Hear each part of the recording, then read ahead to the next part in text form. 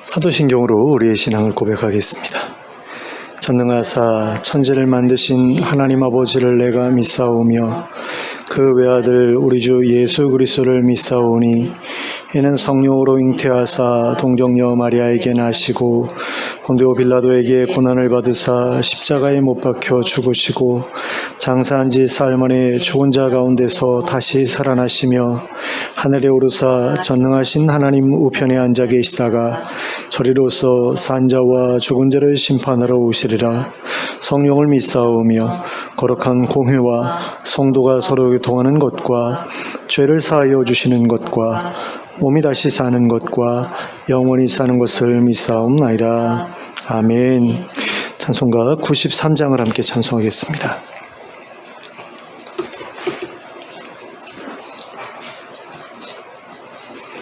찬송가 93장입니다.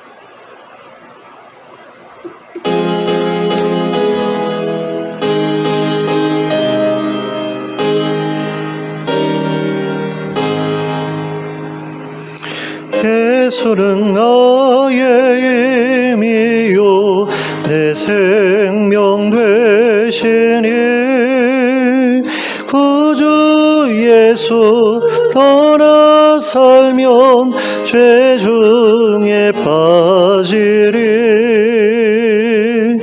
눈물이 앞을 가리고 내 맘에 근심 쌓일 때 위로하고 힘주시리 주 예수. 예수는 나의 힘이요 내 친구 되시니 은혜를 간구하면 풍성히 받으리. 햇빛과 비를 주시니 주수할 곡식 많도다.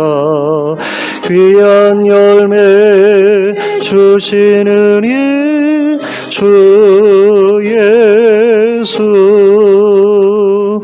예수는 나의 힘이요 내 기쁨 되시니 그 명령을 준행하여 늘 충성하겠네. 주야로 보호하시며 바른 길 가게 하시니 의지하고 따라가리 주 예수. 예수는 나의 힘이요 내 소망 되시니 이 세상을 떠나갈 때 영생 얻으리. 한없는 복을 주시고 영원한 기쁨 주시니 나의 생명 나의 기쁨 주 예수. 찬송가 366장을 함께 찬송하겠습니다. 366장입니다.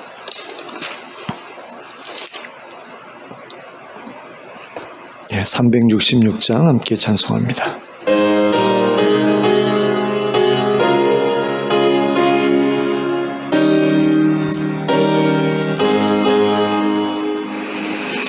어두운 내 눈사 비사 진리를 보게 하소서. 진리의 열쇠 내게 주사 참빛을 찾게 하소서. 깊으신 뜻을 알고자 엎드려 기다리오니 내 눈을 뜨게 하소서. 성령이여 막혀진 내 귀 여시사 주님의 귀한 음성을 이 귀로 밝히 들을 때에 내 기쁨 한량 없겠네. 깊으신 뜻을 알고자 엎드려 기다리오니 내 귀를 열어주소서. 성령이여 봉해진 내 입 여시사 복음을 널리 전하고 차가운 내 맘 녹여주사 사랑을 하게 하소서. 깊으신 뜻을 알고자 엎드려 기다리오니 내 입을 열어주소서. 성령이여. 아멘. 오늘 우리에게 주시는 하나님의 말씀은 사도행전 7장 1절부터 53절까지의 말씀입니다. 사도행전 7장 1절부터 53절까지의 말씀인데요. 너무 길지요. 그래서 일단 51절부터 53절까지를 읽고요. 설교 도중에 함께 읽을 부분들이 있거든요. 그 부분 읽을 때에 앞에 PPT로 보여주셔서 같이 읽을 수 있도록 그렇게 해주시면 감사하겠습니다. 일단 51절부터 53절까지를 함께 합독하도록 하겠습니다. 시작. 목이 곧고 마음과 귀에 할례를 받지 못한 사람들아, 너희도 너희 조상과 같이 항상 성령을 거스르는도다. 너희 조상들이 선지자들 중에 누구를 박해하지 아니하였느냐? 의인이 오시리라 예고한 자들을 그들이 죽였고 이제 너희는 그 의인을 잡아준 자요 살인한 자가 되나니 너희는 천사가 전한 율법을 받고도 지키지 아니하였도다 하니라. 아멘.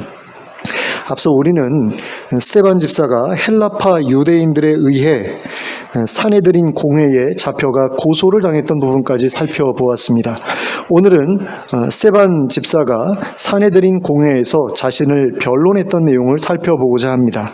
스데반 집사는 자신의 변론에서 이스라엘의 역사 속의 중요한 사건들을 간추려 소개하는 가운데 자신이 하나님과 모세를 존중하고 있다는 사실을 분명하게 보여주었습니다. 그리고 오히려 자기를 고소하고 있는 사람들이야말로 하나님께 불순종했던 자기 조상들과 똑같은 사람들이라는 사실을 드러내고자 했습니다. 스데반 집사는 먼저 이스라엘 백성들의 불순종이 아브라함 때로부터 시작되었음을 언급하였습니다. 2절부터 5절까지의 말씀을 함께 보시겠습니다. 2절부터 5절까지를 함께 합독하겠습니다. 시작. 스데반이 이르되 여러분 부형들이여 들으소서. 우리 조상 아브라함이 하란에 있기 전 메소보다미아에 있을 때에 영광의 하나님이 그에게 보여 이르시되 내 고향과 친척을 떠나 내가 내게 보일 땅으로 가라 하시니 아브라함이 갈대아 사람의 땅을 떠나 하란에 거하다가 그의 아버지가 죽음에 하나님이 그를 거기서 너희 지금 사는 이 땅으로 옮기셨느니라. 자, 하나님께서는 4절까지였죠. 4절까지였네요. 죄송합니다.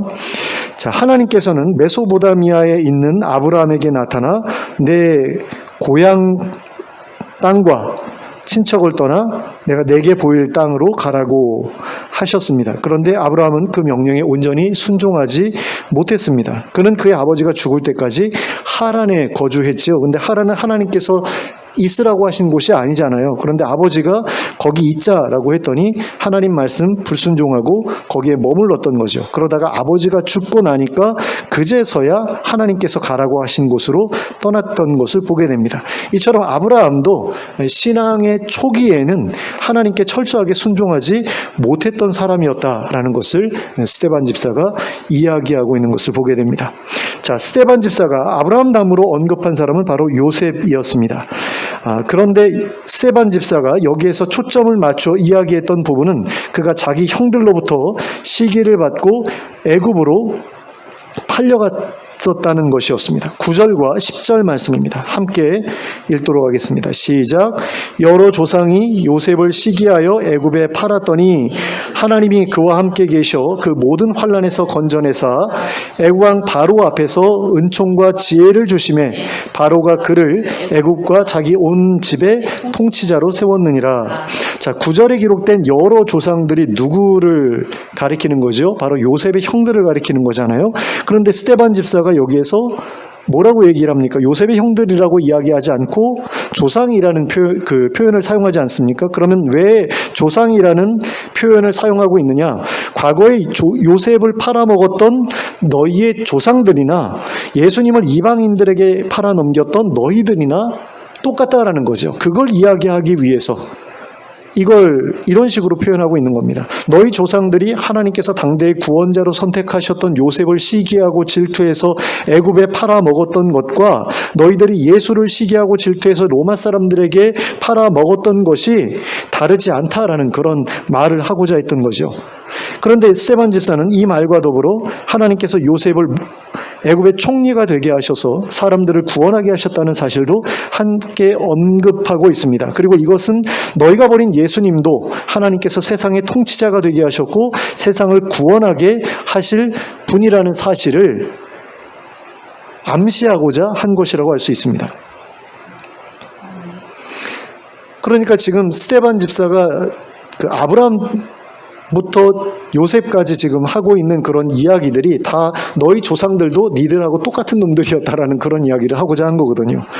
근데 스데반 집사가 그 다음으로 또 누구를 이야기하고 있습니까? 모세죠. 여기서도 스데반 집사가 초점을 맞춰 이야기하고 있는 부분은 바로 이스라엘 사람들이 모세를 거절했었다라는 부분입니다. 자, 22절부터 29절까지 말씀을 함께 보시겠습니다. 22절부터 29절의 말씀입니다. 함께 읽겠습니다. 시작. 모세가 애굽 사람의 모든 지혜를 배워 그의 말과 하는 일들이 능하더라. 나이가 40이 되매 그 형제 이스라엘 자손을 돌볼 생각이 나더니 한 사람이 원통한 일 당함을 보고 보호하여 압제받는 자를 위하여 원수를 갚아 애굽 사람을 쳐 죽이니라. 그는 그의 형제들이 하나님께서 자기의 손을 통하여 구원해 주시는 것을 깨달으리라고 생각하였으나 그들이 깨닫지 못하였더라. 이튿날 이스라엘 사람끼리 싸울 때에 모세가 와서 화해시키려 하여 이르되 너희는 형제인데 어찌 서로 해치느냐 하니 그 동물을 해치는 사람이 모세를 밀어뜨려 이르되 누가 너를 관리와 재판장으로 우리 위에 세웠느냐? 내가 어제는 애굽 사람을 죽인 것 같이 또 나를 죽이려 하느냐 하니 모세가 이 말 때문에 도주하여 미디안 땅에서 나그네 되어 거기서 아들 둘을 낳으니라. 자, 하나님께서는 모세를 통해 이스라엘을 구원하기를 원하셨죠. 하지만 이스라엘 사람들은 모세가 자기들의 지도자 되는 것을 거절했습니다. 그래서 그로 인해 모세는 애굽을 떠나 미디안 땅에서 나그네로 살아야 했습니다. 그러나 하나님께서는 모세를 다시 부르셔서 이스라엘의 지도자로 세우셨습니다. 스데반 집사는 이러한 역사적 사실을 언급함으로써 하나님께서 동족들에게 거절당했던 모세를 민족의 지도자로 세우셨던 것처럼 유대인들에게 거절당하셨던 예수님도 이스라엘의 통치자로 세우실 것임을 말하고자 했던 겁니다. 자, 35절과 36절을 보시면 그 사실이 더욱더 분명하게 드러나 있는 것을 확인하게 됩니다. 35절과 36절 말씀입니다. 시작. 그들의 말이 누가 너를 관리와 재판장으로 세웠느냐 하며 거절하던 그 모세를 하나님은 가시나무 떨기 가운데서 보이던 천사의 손으로 관리와 속량하는 자로서 보내셨으니 이 사람이 백성을 인도하여 나오게 하고 애굽과 홍해와 광야에서 40년간 기사와 표적을 행하였느니라.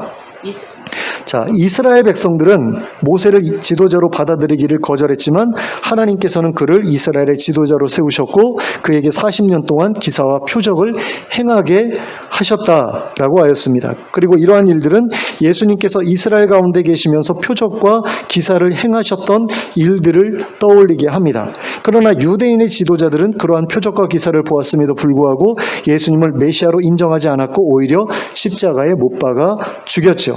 하지만 하나님께서는 예수님을 다시 살려내셨고 그래서 예수님의 메시아 되심을 확증하셨습니다. 스데반 집사는 바로 이 사실을 이스라엘 백성들에게 말해주고자 했던 겁니다. 그런데 모세에 대한 스데반 집사의 말 중에서 더 중요한 것은 그 모세가 하나님께서 나와 같은 선지자를 세우실 것이라고 예언했다는 것이었습니다. 37절 말씀입니다. 같이 봅니다. 시작. 이스라엘 자손에 대하여 하나님이 너희 형제 가운데서 나와 같은 선지자를 세우리라 하던 자가 곧 이 모세라. 자, 스데반 집사가 여기에서 말하고자 했던 것은 바로 이 모세와 같은 선지자가 예수님이다라는 거죠. 그리고 이 모세는 신의 산에서 천사로부터 살아있는 말씀을 받아 이스라엘 백성들에게 전달해주는 일도 했던 사람이었습니다. 38절 말씀입니다. 시작. 신의 산에서 말하던 그 천사와 우리 조상들과 함께 광야 교회에 있었고 또 살아있는 말씀을 받아 우리에게 주던 자가 이 사람이라. 그리고 이것은 예수님이 바로 이 모세와 같이 하나님의 살아있는 말씀을 받아 전해주는 일을 하시던 분이라는 사실을 암시하는 말입니다. 그런데 이스라엘 백성들은, 유대인들은 이처럼 살아있는 하나님의 말씀을 전해주던 그 모세에게 복종하지 않으려 했고 또 오히려 하나님의 뜻을 거슬러 애굽으로 돌아가려고 했잖아요. 그런데 이게 예수님한테서도 똑같이 나타났다라는 거죠. 39절 말씀입니다. 우리 조상들이 모세에게 복종하지 아니하고자 하여 거절하며 그 마음이 도리어 애굽으로 향하여. 자, 이 또한 이스라엘 백성들이 살아있는 하나님의 말씀을 전하던 예수님에게 복종하지 않았던 것과 같은 맥락의 일이다라는 사실을 암시하고 있는 것을 보게 됩니다. 그러니까 모세에게 이스라엘 백성들이 했던 일이나 유대인들이 예수님한테 했던 일이나 똑같다라는 이야기를 지금 여기서 하고 있는 거죠. 그리고 마지막으로 스데반 집사는 이스라엘의 조상들이 우상을 만들어 섬겼던 일을 언급하고 있습니다. 40절과 41절의 말씀입니다. 같이 봅니다. 시작. 아론더러 이르되 우리를 인도할 신들을 우리를 위하여 만들라. 애굽 땅에서 우리를 인도하던 이 모세는 어떻게 되었는지 알지 못하노라 하고 그때에 그들이 송아지를 만들어 그 우상 앞에 제사하며 자기 손으로 만든 것을 기뻐하더니. 자, 스데반 집사가 이스라엘 백성들이 기억하기 싫어하던 이 사건까지 언급했었던 이유는 성전 체제를 고집하던 이스라엘 백성들이 자기 조상들의 전처를 그대로 밟고 있는 것처럼 보였기 때문입니다.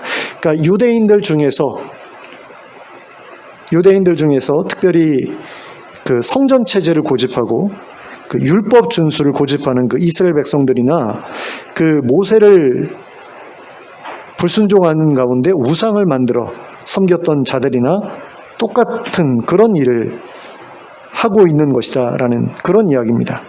자, 하나님께서 지도자로 보내주신 모세의 말도 따르지 않고 자기들이 만든 우상을 열심히 섬겼던 그들의 조상들과 하나님께서 메시아로 보내주신 예수님의 말을 듣지 않고 자기들의 손으로 만든 성전에만 권위를 두었던 그들이 똑같은 사람들이다라는 이야기를 지금 스데반 집사가 하고 있는 거죠.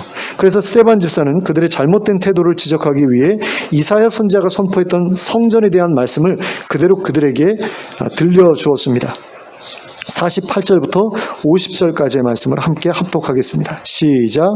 그러나 지극히 높으신 이는 손으로 지은 곳에 계시지 아니하시나니 선지자가 말한 바 주께서 이르시되 하늘은 나의 보좌요 땅은 나의 발등상이니 너희가 나를 위하여 무슨 집을 짓겠으며 나의 안식할 처소가 어디냐. 이 모든 것이 다 내 손으로 지은 것이 아니냐 함과 같으니라. 자, 스데반 집사는 이러한 선지자의 선포를 언급함으로써 하나님께서는 손으로 지은 곳에 계시는 분이 아니라는 사실을 분명하게 짚어주었습니다. 스데반 집사가 여기에서 말하고 싶었던 것은 너희의 손으로 만든 성전에는 하나님께서 계시지 않는다는 것이었습니다. 너희가 하나님의 말씀에 순종하는 자라면 하나님께서도 너희가 지은 성전에 찾아와 주시겠지만, 너희가 하나님의 말씀에 순종하지 않는 자라면 하나님께서 너희가 만든 성전에 찾아오실 리가 없다라는 것입니다. 그러니 성전을 하나님처럼 떠받들지 말라는 거죠. 오히려 너희들이 신경을 써야 할 것은 하나님께서 보내주신 메시아의 말에 순종하는 일이라는 것입니다. 자, 성전을 하나님처럼 떠받들지 말라. 근데 이 유대인들에게는 이게 말이 안 되는 이야기죠. 성전은 하나님께서 찾아오시는 곳이고 거기 아니면 하나님을 만날 수 있는 곳이 없다라고까지 생각했던 사람들인데, 이 성전을 그렇게 떠받들지 말라? 이건 이 사람들에게는 되게 어려운 일일 수밖에 없었죠. 그래서 유대인들은 그렇게 하지 않았습니다. 그래서 스데반 집사는 자기의 변론을 마무리하면서 그들의 범죄 행위를 매우 신랄한 어조로 공격했습니다. 그게 51절부터 53절까지의 말씀입니다. 같이 다시 한번 합독하겠습니다. 시작. 목이 곧고 마음과 귀에 할례를 받지 못한 사람들아, 너희도 너희 조상과 같이 항상 성령을 거스르는도다. 너희 조상들이 선지자 중에 누구를 박해하지 아니하였느냐? 의인이 오시리라 예고한 자들을 그들이 죽였고 이제 너희는 그 의인을 잡아준 자요 살인한 자가 되나니 너희는 천사가 전한 율법을 받고도 지키지 아니하였도다 하니라. 아멘. 스데반 집사는 여기에서 너희도 너희 조상들과 똑같은 사람들이다 라고 말하고 있습니다. 너희 조상들이 메시아가 올 것이다라고 예언했던 선지자들을 잡아 죽였던 것처럼 너희도 하나님께서 보내신 메시아를 잡아 죽였다라는 거죠. 여기서 의인이라고 말하는 분이 바로 예수님이잖아요. 하나님의 말씀을 거역하고 하나님의 성령을 거슬러 불순종했다라고 지금 말하고 있는데요. 근데 하나님의 성령을 거슬러서 이 사람들이 불순종한 이유는 뭐죠? 자기들이 그걸 원하지 않았기 때문이에요. 하나님의 말씀에 순종하기를 원하지 않았기 때문이죠. 근데 그건 처음 부분에서나 그렇고 그 뒤로 가면서는 무엇 때문에 하나님의 말씀을 거역하고 하나님의 성령을 거슬러 불순종했느냐? 성전 때문이었다라는 겁니다. 그렇게 볼 수도 있는 거죠. 그러니까 성전과 제사제도 그리고 제사장들, 이런 어떤 그 시스템이 하나님께서 직접 선지자들을 통해서 주시는 그 말씀에 대해서까지도 불순종하게 만드는 그런 일이 벌어졌다라는 그런 이야기입니다. 이건 굉장히 무서운 이야기인데요. 저는 이런 것도 가능할 수 있다고 봐요. 뭐냐면 성경책이 기록된 그 하나님의 말씀에 대한 해석이 하나님께서 직접 말씀하시는 어떤 그런 성령을 통해서 우리에게 우리 내면해 주시는 그런 말씀에 대해서도 불순종하게 만들 수 있지 않겠는가라는 그런 생각도 해볼 수 있다고 생각합니다. 근데 사실 위험한 생각일 수 있어요. 왜냐하면 하나님께서 성령을 통해서 주시는 말씀이 아니라 어떤 악령이 나에게 거짓말을 하는데도 불구하고 신비스러운 음성이니까 이거 하나님 주시는 말씀일 거야 라고 순종할 수도 있잖아요. 근데 그런 말씀이 나에게 주어지면 이게 성경에 기록된 말씀과 맞는 이렇게 연결이 되는 말씀인가 아니면 완전히 반대되는 말씀인가, 이런 것들을 우리가 좀 해석해 볼 필요가 있는데, 근데 어떤 우리가 굳어져 있는 교리 때문에 하나님께서 우리에게 정말로 원하는 어떤 순종이라든가 이런 것들에 대해서 외면하고 거절하고 하는 일들이 벌어질 수 있다라는 거죠. 근데 그걸 이제 했던 사람들이 바로 이제 유대인들이고 그리고 이스라엘의 조상들이다라는 점에서 우리가 이게 얼마나 심각한 문제고 고민이 필요한 일들인가, 이런 것들에 대해서 생각해 볼 필요가 있습니다. 자, 그래서 스데반 집사가 지금까지 한 이야기들을 이렇게 쫙 보면 나보다 너희들이 더 문제야 라는 그런 이야기를 하고 있는 것을 우리가 알 수 있습니다. 나보다도 너희가 더 큰 죄를 지었어, 또 짓고 있어 라는 그런 이야기죠. 그러니까 정죄받아야 될 사람은 내가 아니고 너희다 라는 그런 이야기를 하고 있는데, 이러한 스데반 집사의 변론은 변론 같지가 않아요. 오히려 고소 고발 같은 그런 느낌이 듭니다. 어떤 면에서는 검사가 재판관 안에서 피의자를 기소하는 것 같은 그런 느낌까지 들어요. 더 정확하게 이야기하면 재판장의 피의자로 서 있는 사람이 재판장과 검사와 방청객을 향해서 너희들이 나보다 더 큰 죄를 지었어, 죄가 많아 라고 하면서 그들의 죄를 하나하나 공개적으로 고발하고 있는 그런 모습이라고 할 수 있습니다. 그리고 이러한 말을 하고 있는 스데반 집사의 모습은 마치 살기를 포기한 사람처럼 보이기도 합니다. 그러니까 날 죽여주세요라는 것 같이 느껴지죠. 이 재판장 앞에서 네가 나보다 더 나빠라고 얘기를 하면 이건 괘씸죄 때문에라도 더 무거운 그 형벌을 받게 되지 않습니까? 근데 그런 일을 지금 하고 있는 거예요. 그러니까 이런 말은, 스데반 집사가 지금 하고 있는 이런 말은 듣는 사람들로부터 분노를 불러일으킬 만한 그런 말이지 자비와 동정을 이끌어낼 만한 말이 아니다라는 겁니다. 그럼에도 불구하고 스데반 집사는 자신의 말을 통해서 예수님의 주되심을 사람들 앞에 드러내고자 했던 거죠. 그러니까 내가 뭐 죽든 말든 저 사람이 나를 괘씸죄로 더 무겁게 처벌하든 말든 간에 저들이 잘못됐고 예수님이 옳다라는 이야기를 나는 이 자리에서 해야만 되겠다라고 스데반 집사는 지금 이야기하고 있는 겁니다. 그리고 동시에 성전 체제를 고집하는 이스라엘 백성들이 하나님의 말씀에 불순종하고 있다라는 사실을 이제 확실하게 좀 알려주고 싶었던 거죠. 니들 그거 정말 잘못된 거야라는 걸 좀 알려주고, 그래서 그 중에 누가 한 사람이라도 좀 깨닫고 돌아왔으면 좋겠다라는 그런 생각을 가지고 이 이야기를 했다라고 볼 수 있겠습니다. 당시에 스데반 집사를 사내들인 공에 세웠던 사람들은 어떤 사람들입니까? 하나님에 대한 열심이 특심한 사람들이었죠. 지난주에 말씀드렸던 것처럼 이 헬라파 유대인들은 자유민이라고 불렸던 사람들이잖아요. 그러니까 외국에 포로로 끌려가서 노예 생활하다가 이렇게 풀려 나온 사람들이거든요. 그리고 할 수 있는 모든 노력을 기울인 끝에 고향으로 돌아온 사람들이었습니다.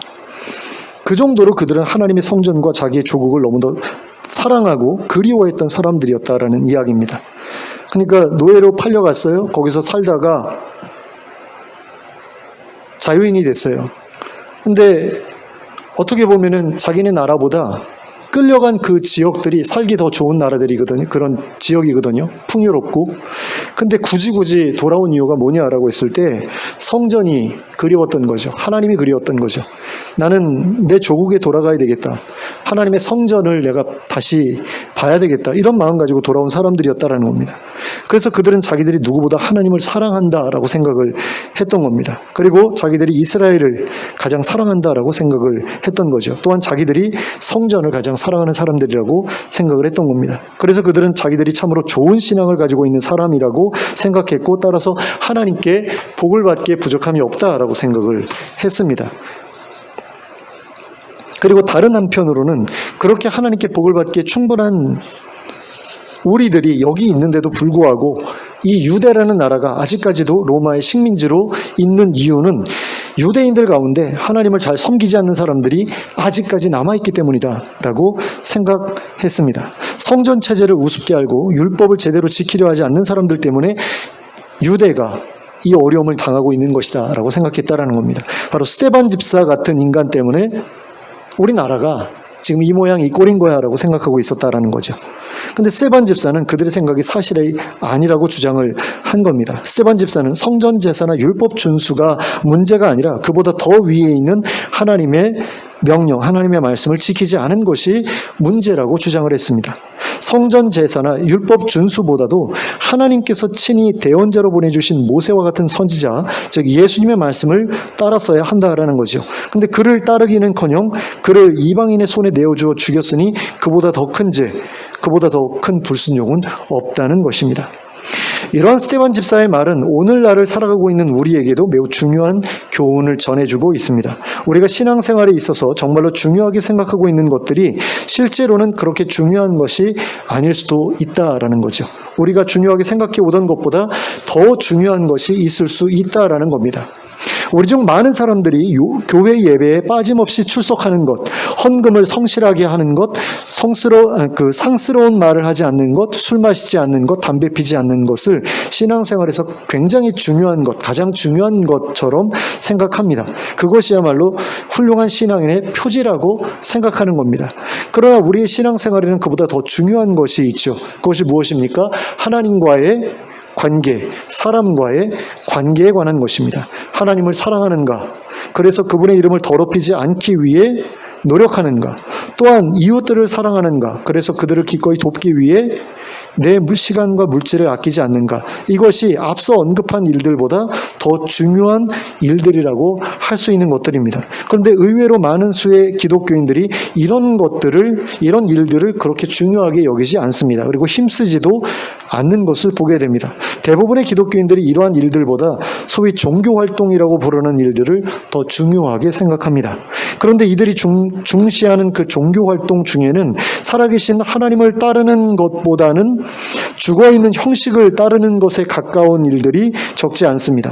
그러니까 형식이 필요 없다라는 그런 이야기를 하고 있는 것이 아닙니다. 형식은 반드시 필요합니다. 그러나 더 중요한 것을 제쳐두고 매달릴 만큼 중요한 것은 아니다라는 거죠. 그런데 그런 형식적인 종교활동에 우리의 마음이 매이는 순간 우리는 살아계신 하나님과 동행하는 것을 중단하게 될 수 있다라는 겁니다.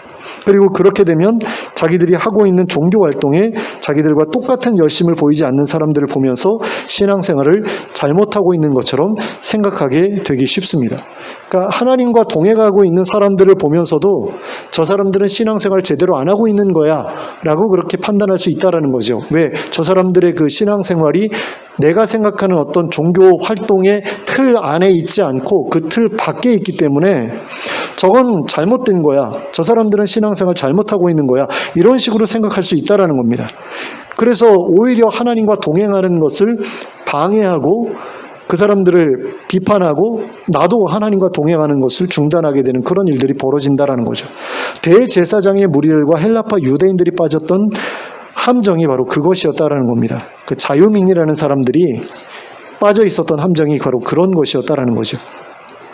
그러나 신앙생활에 있어서 가장 중요한 것은 하나님과의 관계라는 것을 기억해야 합니다. 하나님을 사랑하는 것이 우리 신앙생활에 있어서 가장 중요한 것이다.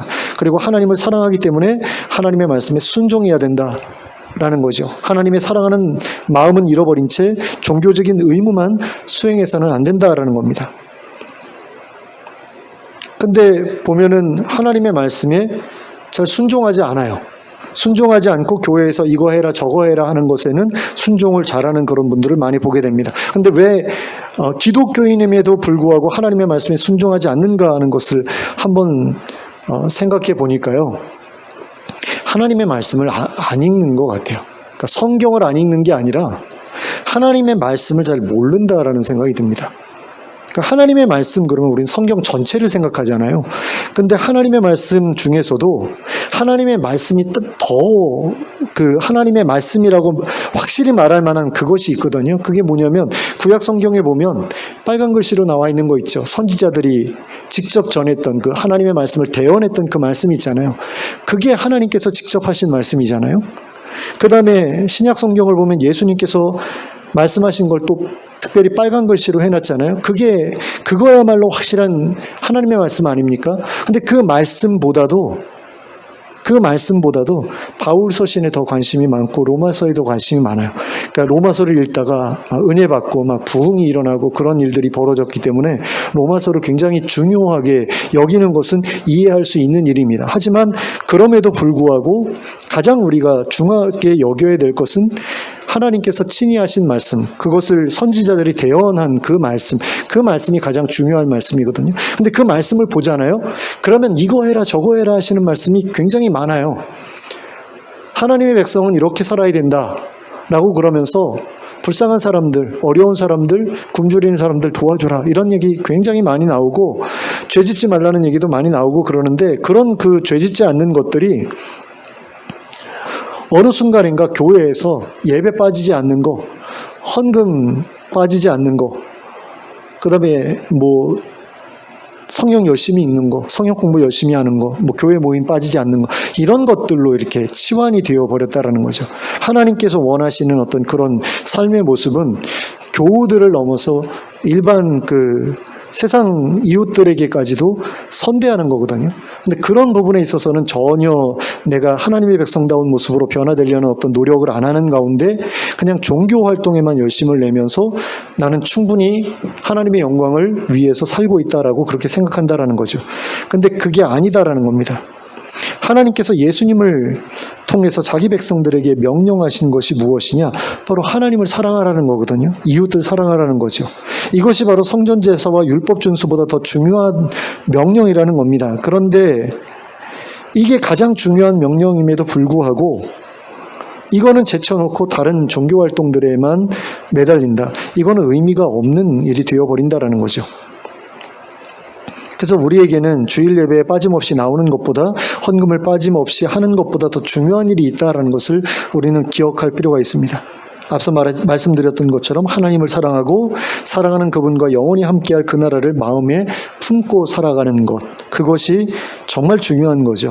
이 땅을 살아가는 동안에 하나님의 통치가 내 삶에 임하고 내 주변에 임해서 하나님께서 영광 받으시도록 해드리고 싶다는 마음을 품고 살아가는 것, 이게 우리에게 하나님께서 요구하시는 정말 진짜 신앙생활이라는 겁니다. 그리고 그렇게 진심에서 우러나오는 헌신을 통해서 하나님의 이름을 높여드릴 때 그것이 바로 우리의 의와 우리의 상급이 될 것입니다.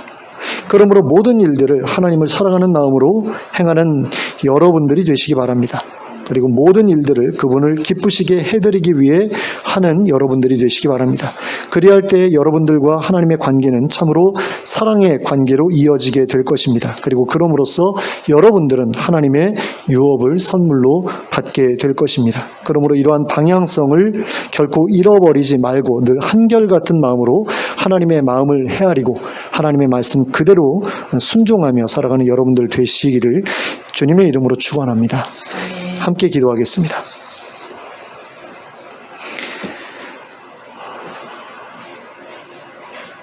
사랑의 하나님 아버지, 하나님께서 우리에게 주신 하나님의 말씀이 있는데 하나님의 말씀보다도 교회에서 세워놓은 어떤 그 종교 형식에 맞추어 활동하는 것을 더 중요한 것처럼 생각하고 살아가는 그런 기독교인들이 얼마나 많은지 모르겠습니다. 성전보다 하나님이 더 중요한 분인데 하나님은 제쳐놓고 성전을 더 중요하게 여겼던 것처럼 오늘날에는 하나님의 말씀을 제쳐놓고 성경을 더 중요하게 여기거나 또는 교리를 더 중요하게 여기는 사람들도 있고, 또 하나님의 말씀에 순종하며 살아가는 것보다 목사가 요구하는 또는 교회에서 요구하는 그 일들에 열심 내는 것을 더 중요하게 여기며 살아가는 이들이 참으로 많은 것을 봅니다. 하나님, 심지어는 하나님이 아니라 목사를 잘 섬겨야 된다라고 생각하고 목사를 하나님처럼 그렇게 떠받드는 사람도 있는 것을 보는데, 하나님, 이와 같은 것들이 바로 대제사장들과 그의 무리들이 했던 일이라는 것을, 그런 일들과 똑같은 일이라는 것을 우리가 기억하게 하시고, 정말로 하나님께서 우리에게 원하시는 것이 무엇인지를 다시 한번 생각해보는 저희들이 되게 하여 주시옵소서.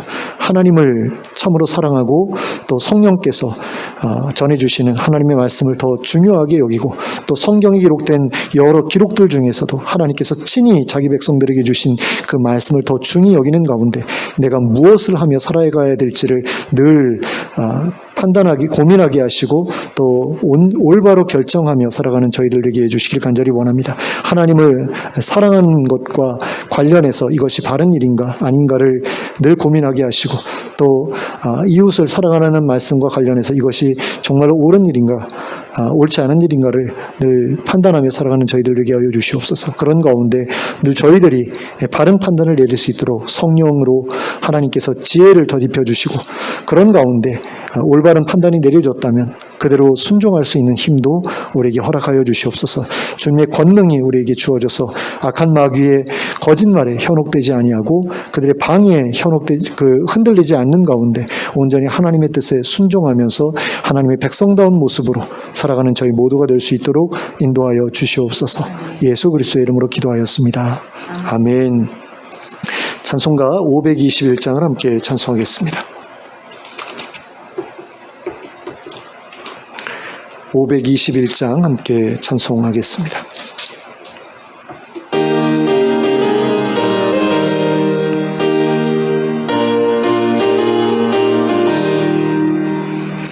구원으로 인도하는 그 문은 참 좁으며 생명으로 인도하는 그 길은 참 험하니 우리 몸에 지워있는 그 더러운 죄짐을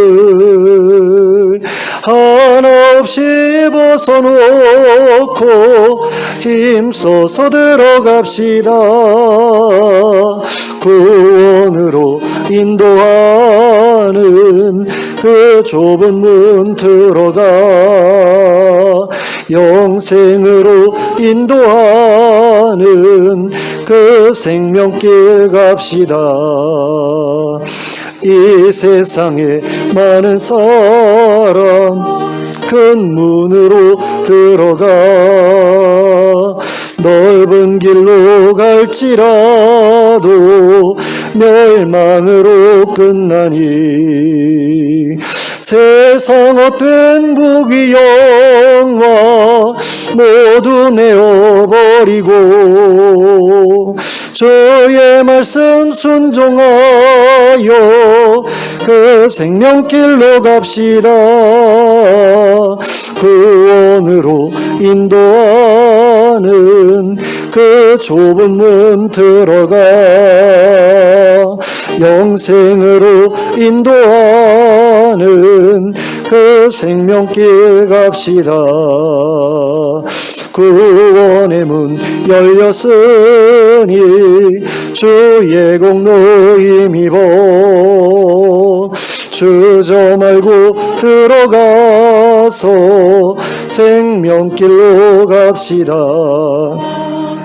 구원의 문 닫힌 후에 들어가고 싶으나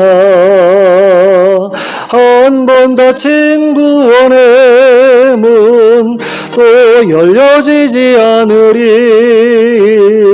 구원으로 인도하는 그 좁은 문 들어가 영생으로 인도하는 그 생명길 갑시다. 아멘. 주님 가르쳐 주신 기도로 예배를 마치겠습니다. 하늘에 계신 우리 아버지여, 이름이 거룩히 여김을 받으시오며 나라가 임하시오며 뜻이 하늘에서 이루어진 것 같이 땅에서도 이루어지이다. 오늘 우리에게 일용할 양식을 주시옵고 우리가 우리에게 죄 지은 자를 사하여 준 것 같이 우리의 죄를 사하여 주시옵고 우리를 시험에 들게 하지 마시옵고 다만 악에서 구하시옵소서. 나라와 권세와 영광이 아버지께 영원히 있사옵나이다. 아멘.